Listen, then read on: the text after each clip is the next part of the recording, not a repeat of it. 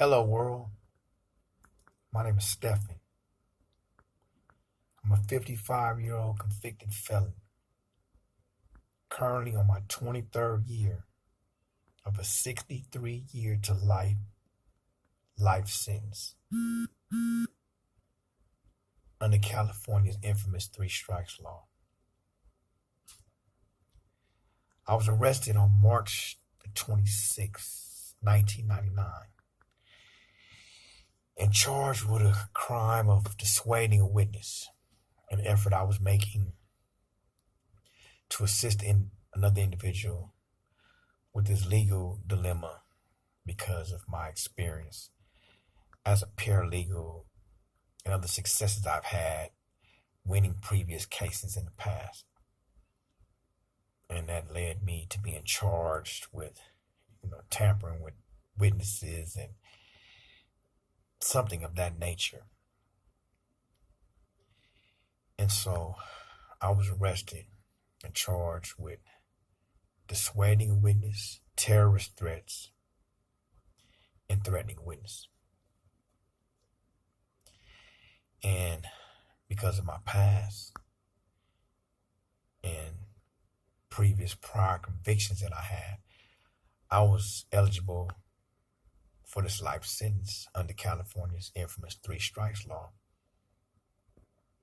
because I have previous convictions for robbery and attempted robbery as a younger individual. Now I can talk about the three strikes law all day long, and I can talk about all the issues associated with the system and how it targets a segment of society and how cruel and unusual the law is. And people like me that have been subjected to it and basically lost their life, to that extent, to this degree, under this law.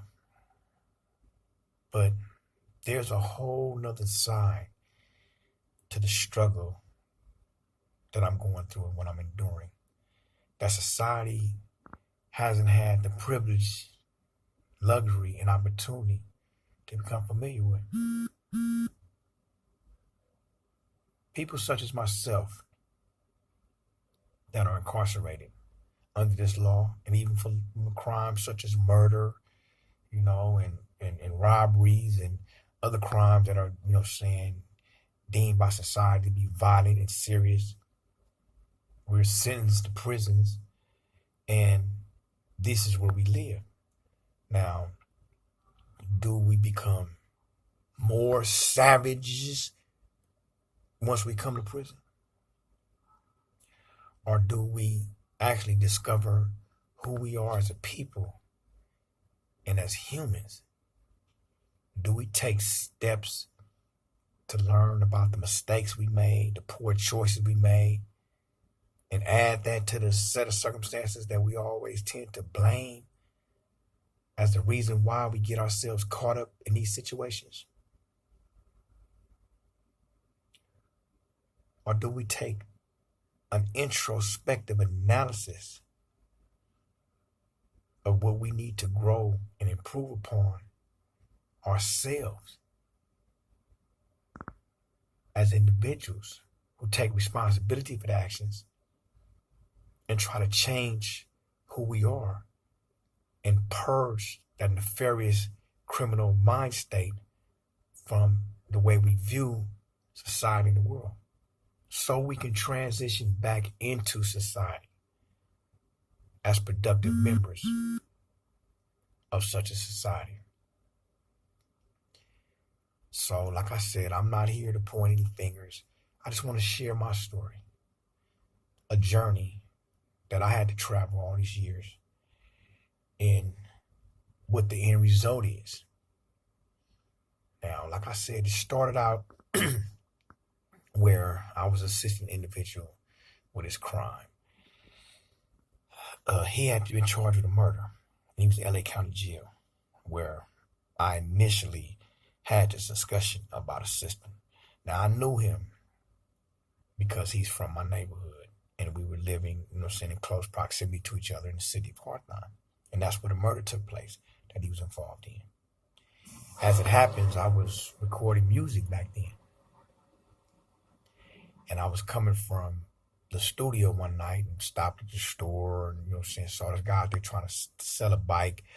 I initially attempted to buy the bike from the guy, but the bike, chain was messed up or whatever. It was something wrong with the bike, so I wanted my money back. The guy didn't give me my money back, so it turned into an altercation, which I ended up getting arrested. And it took me to the county jail where I met this individual. Well, I ran into this individual who was then charged with this murder. And I agreed, saying upon my release that I was assist him with his legal issues by trying to acquire, evidence in his favor, witnesses, to come to court and testify as to the fact that he wasn't the perpetrator of the crime, this, that, and the other. And so, unbeknownst to me, I went to the murder scene. That's where the situation occurred. And I started talking to witnesses. And I spoke to an individual, in his case, that I thought would come to court and help him. He said he was the guy's homeboy and he'd be more than willing to help and all that. Well, as it happens, he was already a witness against this guy.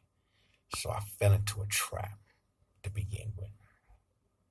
But I take full responsibility for that because I should have knew better. They were trying to talk to some individuals about their case when I wasn't a licensed paralegal. So that can very well amount to tampering with evidence, but that's another story. So I disclosed this situation to this individual, and he acknowledged the fact that he had just discovered that this individual was in fact a witness against him. And so I'm, perplexed. I'm upset. I'm mad because I got myself caught up in your situation. Now, what if this guy, turns around and turns me in for something pertaining to tampering with him, or there's evidence in your case or witnesses or whatever. And so I brought that to his attention and told him, look, man, I'll give you your money back that you paid me. I'm cool. He says, no, man, no, please, man, don't do that, man. Just look, just do this for me, man. You can keep the money. Just do this and I'm straight. Call this other witness for me, who is a witness against me in this case. And he was arrested for drugs or something. I just want to know what this individual was offered in exchange for his testimony against me. So I thought about it. And I, as ignorant of a decision that it was, I agreed to call the witness on my phone and have him on a three-way. And he was instructed not to say anything, to let me talk to the guy, which I did, not pretending as if I was a lawyer. And I was just simply asking the guy what he was offered by the police in exchange for his testimony. But the guy, he got upset and he like, look, I'm not testifying against anybody. Rah. Quit calling me. Whoop. And, it got messy. Well, then that's when the gentleman who I was assisting jumped into the conversation and made some threatening statements towards the individual. And I hung the phone up immediately. I told the guy, man, what are you doing, man? I'm trying to, man, he was lying. Yeah, he's not telling the truth. I got him on videotape. He's testifying. I said, man, what kind of position do you think you put me in? I said, what if that guy star 69s me? He says, well, shit, I mean, he knows you called him. I'm like, what are you talking about? He says, well, the guy got caller ID. I'm like, whoa. So you had me call one of your witnesses on my phone. You jumped into the conversation and said whatever you said, and you telling me he has caller ID? And as you can probably imagine what happened after that.